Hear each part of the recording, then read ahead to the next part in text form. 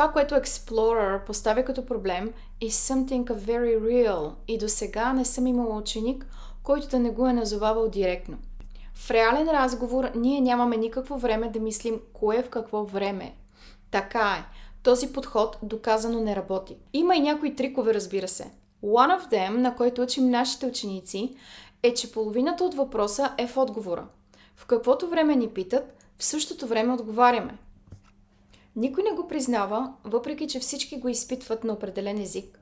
Напълно нормално е да имаш нужда да спреш и да помислиш. Използвайте някой от следните beautiful expressions, if you like, като Let me think about it. Or Give me a moment, please. Or I need to think about it. I need a moment.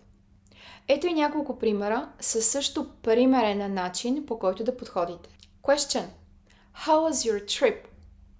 Thinking process was past simple, минал факт. Освен това, знам за кое пътуване ме питат. Половината от отговора е във въпроса. Answer. My trip was fine. Or It was nice, thank you. Друг начин да улесните говоренето си на чужд език е да започнете да мислите просто. Да, просто.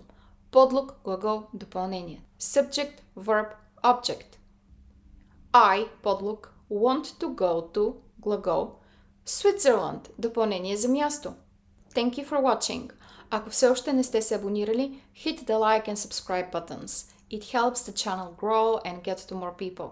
Не забравяйте да споделите в коментар какво лично ви затруднява, а аз от своя страна ще се опитам да го обясня по достъпен начин. See you next time!